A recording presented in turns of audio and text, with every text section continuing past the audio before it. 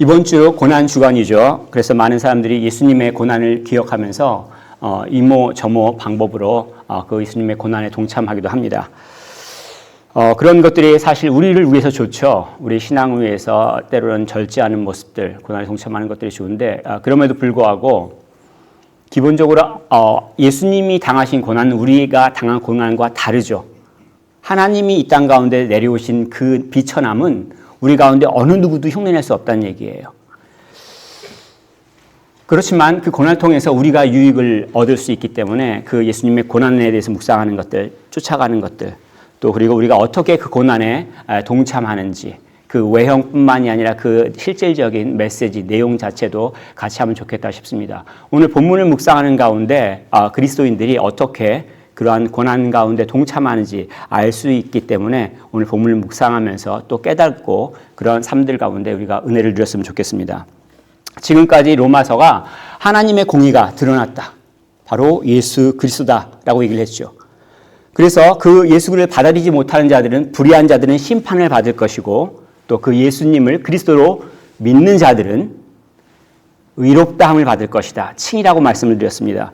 이 칭이 받은 사람이 지난 시간에는 어떠한 형편 가운데도 마지막에는 승리할 것이다. 역전승 허락돼 있다. 약속돼 있다라고 말씀을 했습니다. 그래서 오늘 본문은 요약하면 뭐냐면 그 승리를 주신 주님을 따라서 살아가자 그겁니다. 근데 좀 어렵습니다. 여러 가지 것들이 있어서 좀 어렵고 어떻게 보면 이해하기가 좀 어려운 부분들이 있을 수가 있습니다. 오늘의 부분에. 예를 들어서 본문을 시작할 때 죄에 대해서 죽은 자라고 얘기를 하죠. 칭이 받은 사람이 바로 죄에 대해서 죽은 자란 얘기예요. 이 칭의를 사람들이 많이 오해를 합니다. 예수님께서 하신 것 때문에 내가 구원을 받는 거거든요. justified 된다는 얘기가 내가 한 게 아니라 예수님이 하신 것 때문에. 그래서 이게 수많은 오해가 여기에 있습니다. 오늘날 교회에서도 마찬가지고 신학자들도 마찬가지입니다. 근데 가장 그 오래된 오해 중에 하나가 오늘 1절에 시작되어 있죠. 은혜를 더하게 하려고 죄에 거하겠느냐. 이건 사실 당시 로마 교회 안에 있는 유대인 출신 크리스천들이 한 얘기예요. 이들은 율법을 강조하죠. 율법을 지켜야 돼. 열심히 지켜야지. 할례를 받아야 돼. 이렇게 얘기했던 사람인데 은혜로 구원을 받으면 어떻게 됩니까? 사람들이 값어치를 몰라요. 계속 죄 지을 거 아니야. 그게 지금 1절에서 말하고 있는 바죠.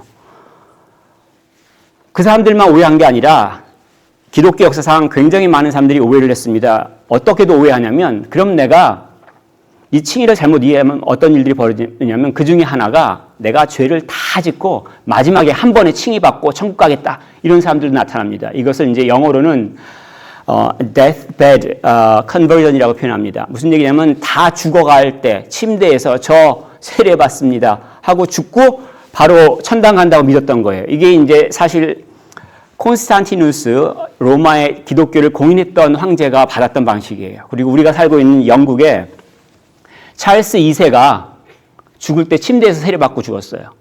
근데 이 찰스 2세는 개혁교회 수장이잖아요. 성공회. 근데 어느 종교로 세례를 받고 죽었냐면 카톨릭으로 개종하고 죽었어요. 말도 안 되는 일들을 지금 벌이고 있는 거죠. 칭의를 이해를 못하니까는 막 엉망진창이 된다는 얘기예요. 오늘날에는 어떻습니까? 특별히 예수 및 천당 이 이야기를 잘못 이해하는 사람들이 참 많습니다. 그래서 공짜 티켓으로 이해하죠.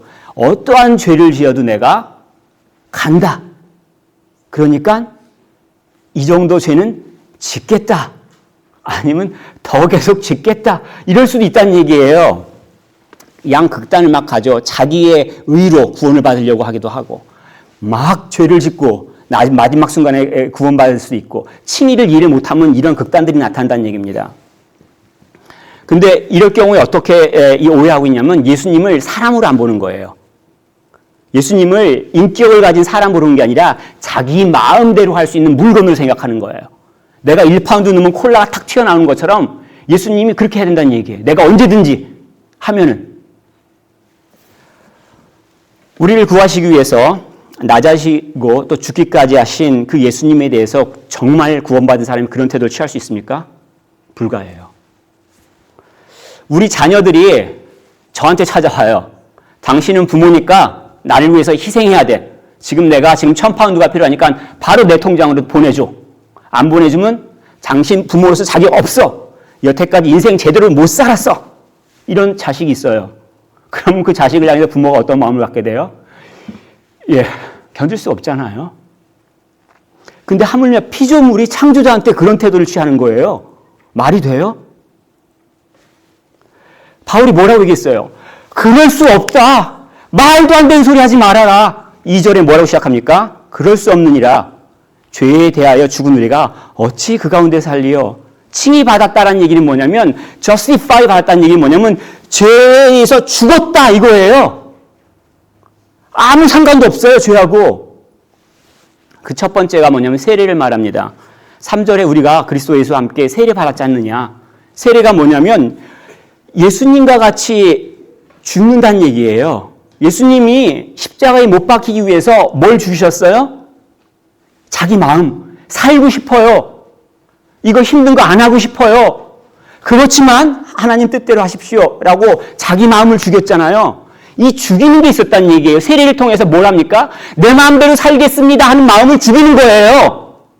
자기 디자이어를 죽인다는 얘기예요. 그게 세례라는 얘기예요. 첫 번째 세례의 의미가 죽음을 뜻합니다. 그래서 예수님께서 나더러 주여 주여 하는 자마다 다 천국에 들어갈 것이 아니요 다만 하늘에 계신 내 아버지 뜻대로 행하는 자라야 들어가리라고 말씀하셨죠. 하나님의 뜻을 하기 위해선 내 뜻을 죽여야 되죠. 그렇기 때문에 예수님을 만약 믿는다면 세례를 받는 게 필요합니다. 그리고 예수님께서 세례를 주라고 하신 그 명령이기 때문에 우리가 그리스도로 믿는다면 당연히 따라가야 되죠. 교회는 당연히 세례를 줘야 됩니다. 물론 우리 교회는 아직 규모가 작아서 덜 위험할 수도 있긴 하지만 교회가 커질수록 하는 일들이 많아질수록 여러 가지 일들을 할 수가 있습니다. 그런 일들 당연히 해야 된다고 봅니다. 특별히 복음주의 교회 내에서는 그 복음이 가치가 사회 가운데 투영되는 게 반드시 필요해요. 이게 특징인데 그럼에도 불구하고 교회의 특징은 복음을 가르치고 그로 인해서 세례를 주는 게 교회의 특징이야. 다른 건 절도 할 수 있어요. 저 모스크에서도 할 수 있어요. 우리가 하는 모든 일들은요 다른 데서 다 할 수 있어요. 단지 복음을 가르치고 이것 때문에 세례하는 일은 오직 교회만이 하는 일이에요. 그러면 교회는 이 일에 집중하는 게 필요합니다.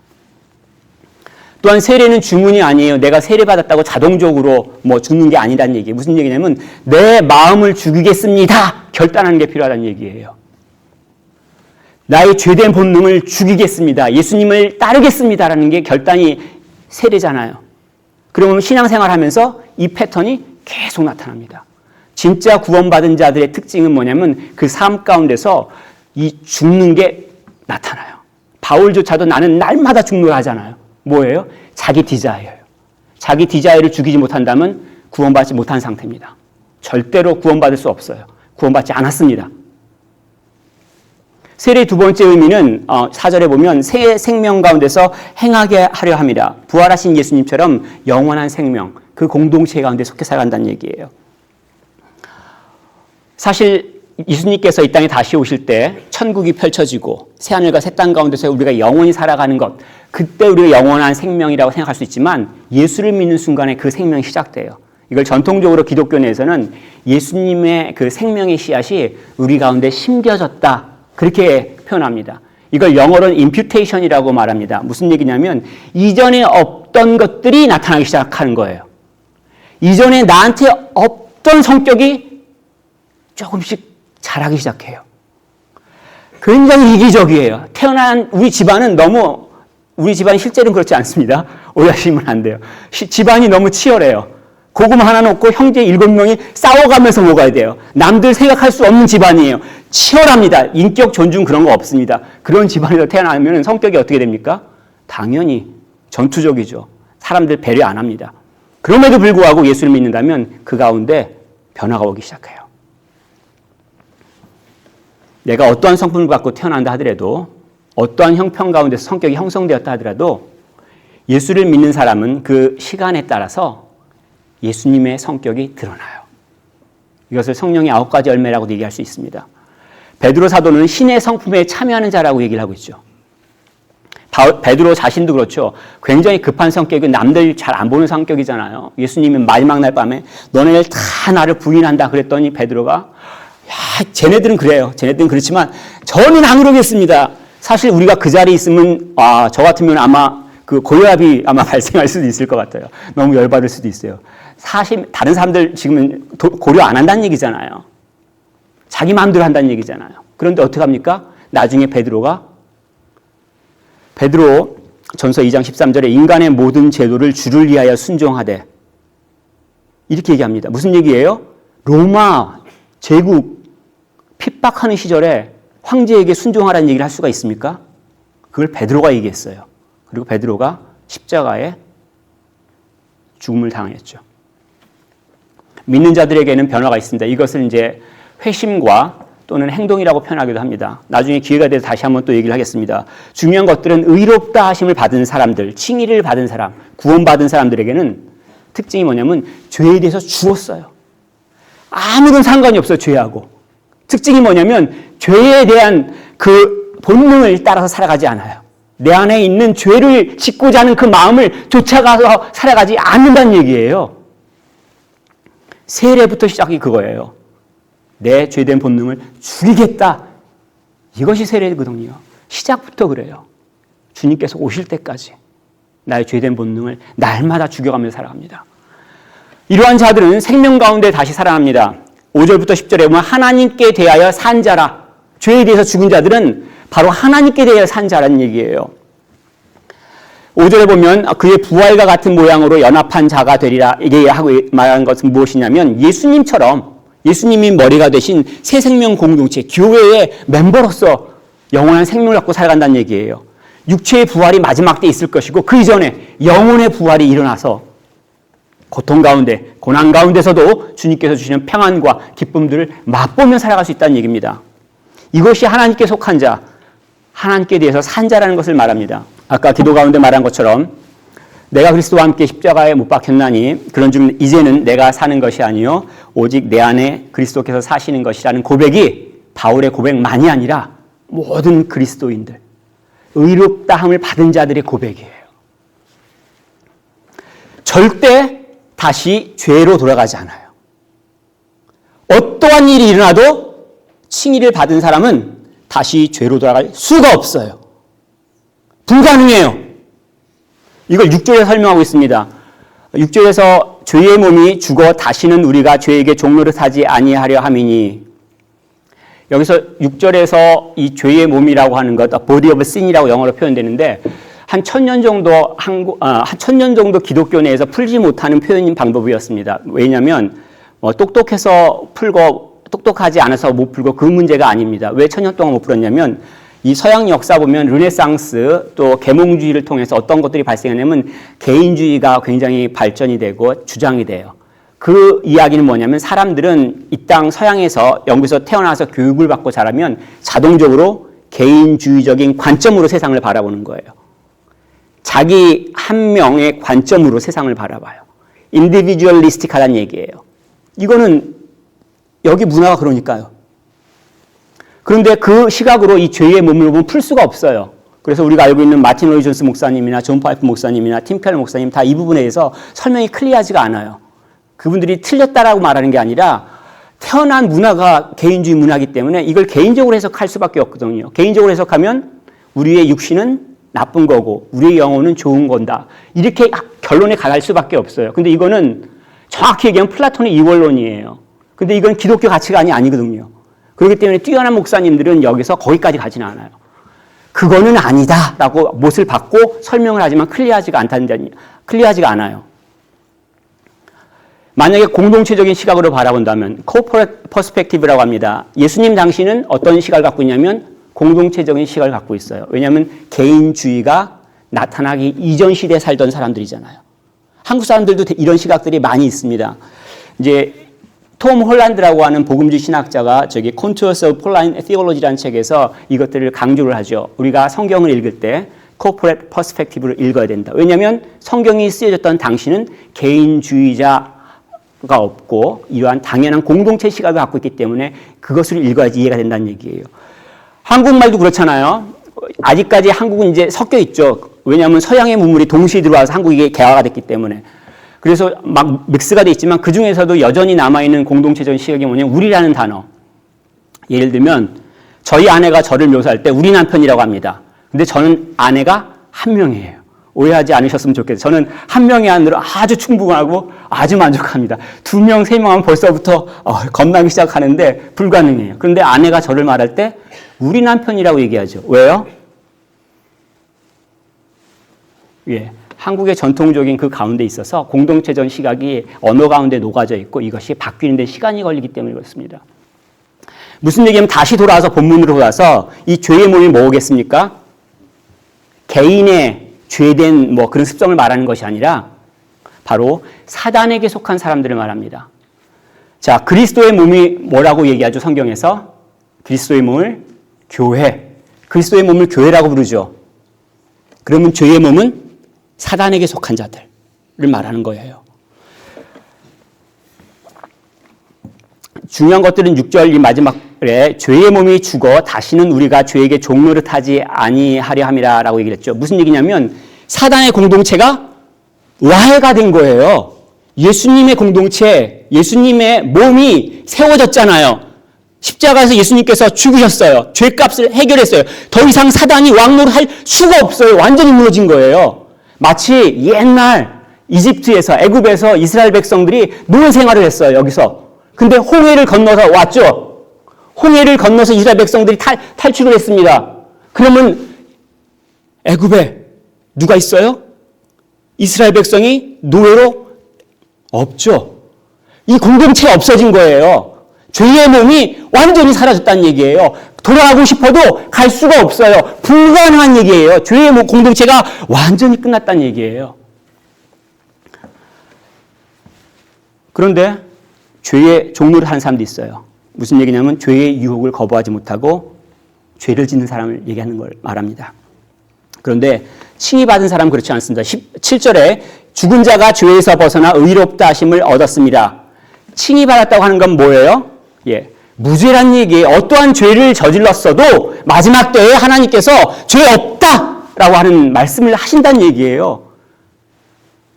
그리고 20세기 신학자들이 어떤 것들 주목합니까? 이 칭의가 하나님과의 관계가 친밀해진 걸로 회복되었다는 걸 말하고 있죠. 무서운 하나님이 아니라 하나님 아버지가 되는 거예요. 하나님께 간구할 수 있는 거예요. 하나님을 부르실 수 있게 만드셨다는 얘기예요. 이것을 어떻게 했냐면 임퓨테이션을 통해서 했다는 거예요. 예수님의 생명을 우리 가운데 심어주셔서 나한테 이전에 없던 것이 생겼어요. 자라기 시작한다는 얘기예요. 그래서 어떻게 살아가요? 하나님의 자녀로서. 이것을 지난주 수요일 날 얘기를 했죠. 모임 가운데 어덕션이라고 표현했죠. 하나님의 자녀로 살아간다는 얘기예요.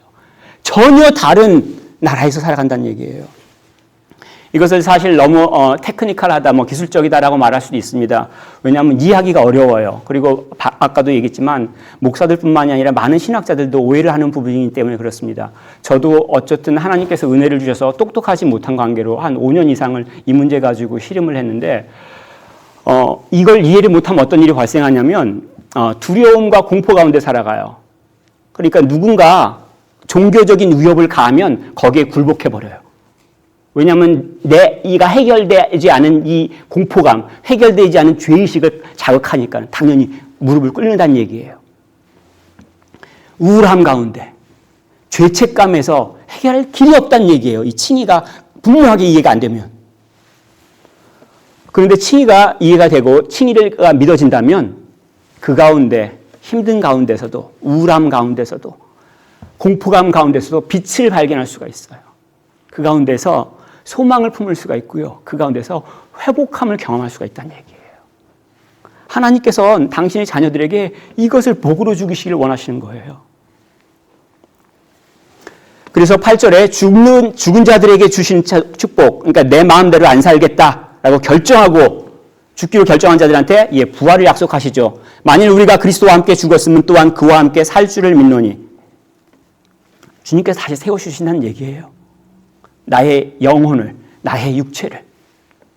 이 근거가 예수님의 부활이죠. 9절에 그리스도께서 죽은 자 가운데서 살아나셨음에 예수님께서 부활하신 게 근거란 얘기예요. 이게 역사적인 사건이에요. 내 마음 바꿀 수 없어요. 내가 처한 형편이 바꿀 수가 없다는 얘기예요. 내가 기분이 좋다고 바뀌고 내가 기분이 나쁘다고 바뀌고 내 형편이 아주 형편없다고 해서 바뀌어지는 문제가 아니란 얘기예요.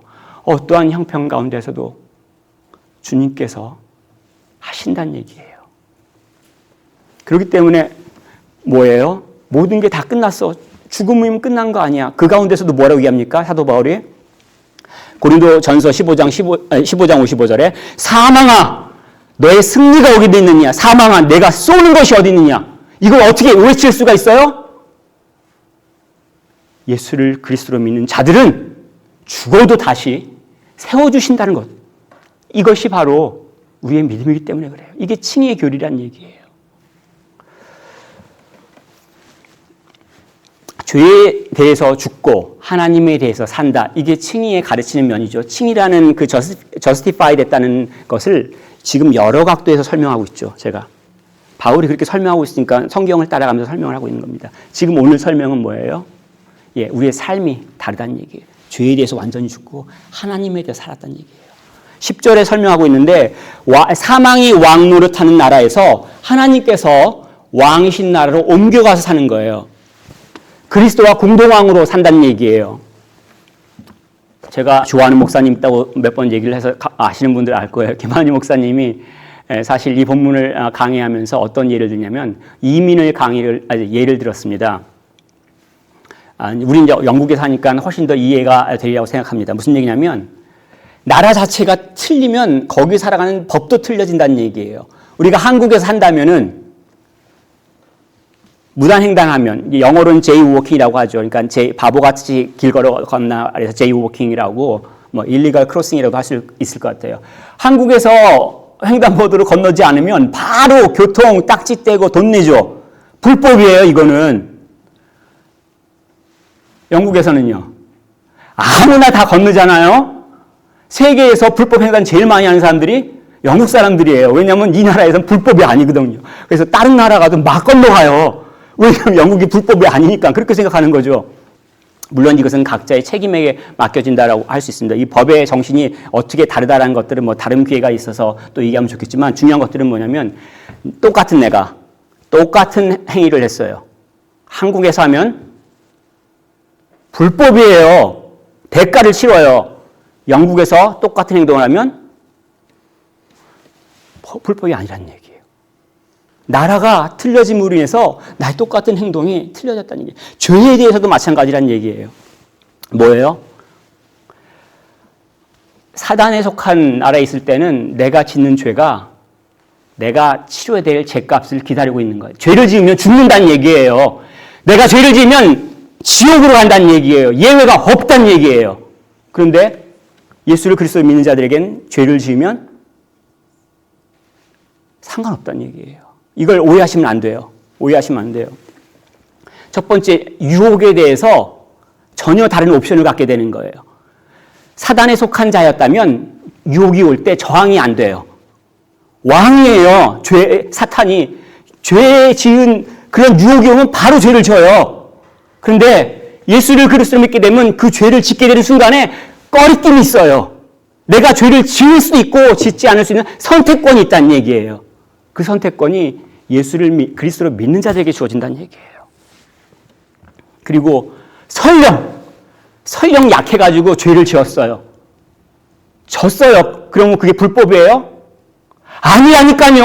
한국에서 건너가면 불법이지만 영국에서 건너가면 불법이 아닌 것처럼 그리스도께 속한 사람들은 그 죄를 지어도 그게 불법이 안 된다는 얘기예요. 왜냐하면 이미 예수님께서 페이를 하셨거든요. 그걸 믿는 걸 칭의라고 얘기한다는 얘기예요.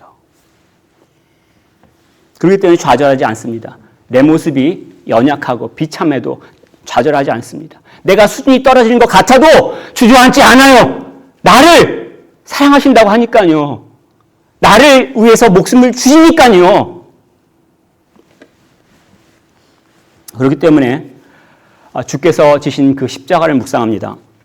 그리고 내게 허락하신 그 십자가를 지고 주님을 쫓아갑니다. 그럴 때 주시는 힘, 그럴 때 주신 능력으로 살아갑니다. 그리고 그것으로 주님과 주님의 백성들을 사랑하며 섬깁니다. 이걸 하기 위해서 누구를 죽입니까? 나의 그 죄된 본능. 죽이려고 기도하고 금식하고 말씀을 보는 거죠. 칭의받은 자들은 죄에 대해서 죽은 자이며 하나님께 대해서 산 자입니다. 그런데 그런 사람들이 해야 될 바가 있습니다. 11절에 권면하고 있습니다. 죄에 대해 죽은 자로 또 하나님께 대해 살아있는 자로 여길지어다. 왜 바울이 여기서 consider yourself dead to sin, alive to God 이렇게 얘기합니까? 왜 count yourself 합니까? 왜 reckon, regard yourself 그렇게 얘기하죠?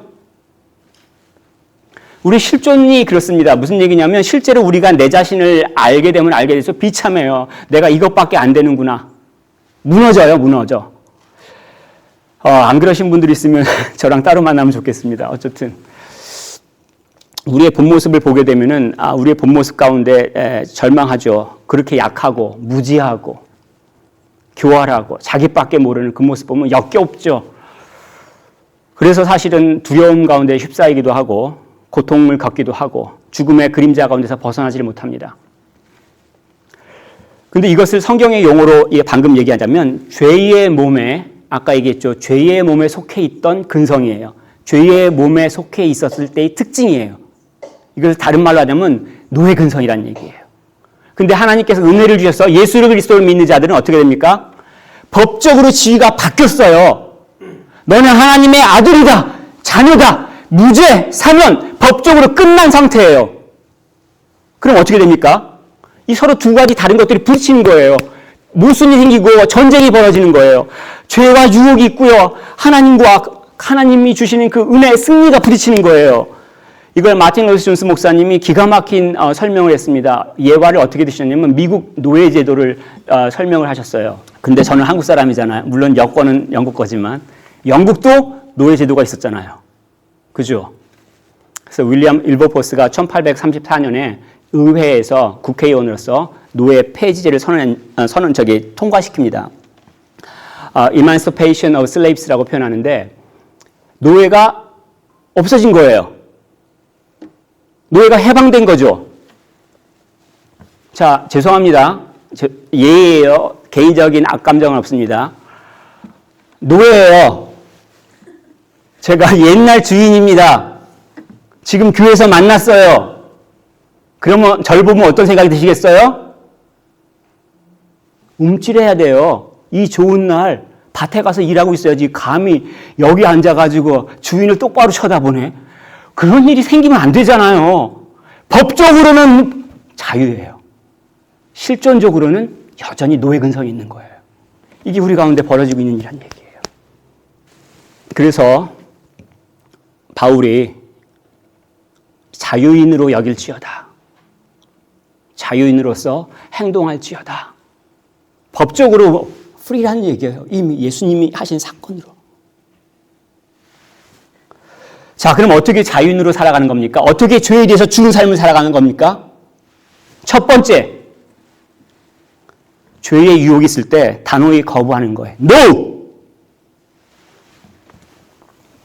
12절에 그러므로 너희는 죄가 너희 죽을 몸을 지배하지 못하게 하여 몸의 사욕에 순종하지 말라라고 얘기를 하죠. 선택할 수가 있어요. 오직 칭의 받은 자들만 선택할 수 있습니다. 두 번째, 불의의 무기가 되지 말라고 권면하죠. 의의 무기가 되라고 13절에 권면합니다. 이 이야기는 뭐냐면 그리스도인들은 영적인 전쟁 가운데 있어요. 에베소서 말씀 기억하시죠? 악한 영들과 싸우고 있어요. 지금 사람하고 싸우는 게 아니에요. 내 옆에 있는 이 사람하고 왼수야 이렇게 붙잡고 싸우는 게 아니라는 얘기예요. 이 가운데 있는 악한 영의 존재를 이해하시고 그 영과 싸운다는 얘기예요. 무엇을 싸우겠습니까? 무엇으로 싸우겠어요? 하나님의 전신갑주, 예수께서 십자가에 못 박혀 죽으신 것을 내가 이해하고 묵상함으로 인해서 주시는 은혜 가지고 싸우는 거예요. 말씀이 필요하고 기도가 필요해요.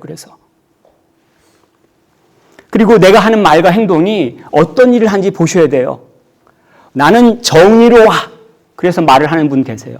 그런데 그 정의로운 말을 하는데 그 가정은 풍지박살났어요. 나는 정의로워 그렇게 말을 하는데 교회가 산산조각이 났어요. 그러면 어떻게 된 거예요? 내가 무슨 일을 하고 있냐면 악한 영에게 휘둘린 거죠. 예수님은 교회를 세우신다고 얘기하셨습니다. 그렇다면 내가 하는 행동은 어떤 행동이 되겠습니까? 교회를 세우는 행동으로 연결되어야지 영적 싸움에서 승리했다고 볼 수 있는 거죠. 예수님이라면 어떻게 하시겠습니까? 바울이 지금 로마서에서 어떤 모습을 보이고 있습니까? 바로 복음을 믿는 그리스도인들이 보여야 할 모습을 지금 보이고 있죠. 영적인 전투 가운데 우리는 어떤 때는 무지하다고 이해가 되기도 하고 약하기도 하죠. 그런데 확신이 있습니다. 위로가 되는 게 뭐냐면 마지막 14절. 죄가 너희를 주장하지 못하리니. 이거는 뭐예요? 스테이트먼트예요. 프로미스예요. 내가 열심히 해서 이루는 게 아니에요. 이건 예수님께서 십자가에 죽으심으로 인해서 이루어진 스테이트먼트예요. 내가 어떻게 한다 할지라도 이미 끝! 참된 그리스도인은 승리한다. 역전승한다. 어떠한 것도 바꿀 수가 없어요. 죄가 아무리 커 보여도 사탄이 아무리 위협을 가한다 하더라도 그 끝은 패망이에요. 내가 아무리 약하다 할지라도 내가 아무리 졌다고 생각할지라도 끝은 승리란 얘기예요. 이게 우리에게 주신 예수를 그리스도를 믿는 데에게 주신 약속이고 축복이란 얘기입니다. 따라서 자기 마음을 따라서 살아가지 않습니다. 내 마음이 좋으면 기뻐하고 내 마음이 슬프면 주저앉고 그게 아니란 얘기예요. 은혜를 주실 아버지를 바라보면서 그 아버지의 뜻을 행하는 것들이 예수를 그리스도를 믿는 자들이 행하야 하는 얘기예요. 많은 사람들은 자신이 옳고 자기의 마음을 따라 살아가는 것이 행복하다고 생각하며 살아갑니다. 하지만 만약 그렇다면 자신의 삶을 한번 돌이켜 보십시오. 그 삶이 행복한가? 그런데 칭의 받은 자들은 죄에 대해서 죽은 자들 또 하나님께 대해서 산 자로서 그렇게 여기면서 살아갑니다. 고난에 대해서도 전혀 다른 태도를 취합니다. 고난은 어떻게 대하냐면 내가 힘든 것이다라고 받아들이는 것들이 아니라 우리의 죄된 본능을 발견할 수 있는 기회예요. 어차피 죽여야 할 거를 빨리 죽일 수 있는 찬스란 얘기예요. 그리고 그 고난 가운데, 고통 가운데서 소망이 있고 기쁨이 있습니다. 왜냐하면 하나님께서 나를 정금과 같이 연단시키기 때문에 그래요. 그리스도의 성품을 닮아가게 만드시기 때문에 그렇습니다. 그리고 그 가운데 어떻게 합니까? 생명을 구하고 교회를 세우는 수고 가운데 동참할 수가 있습니다. 어떤 형편 가운데서도 주님을 따라 죄와 싸워 승리하는 십자가 군병들이 되시기를 권면하고 축복했습니다.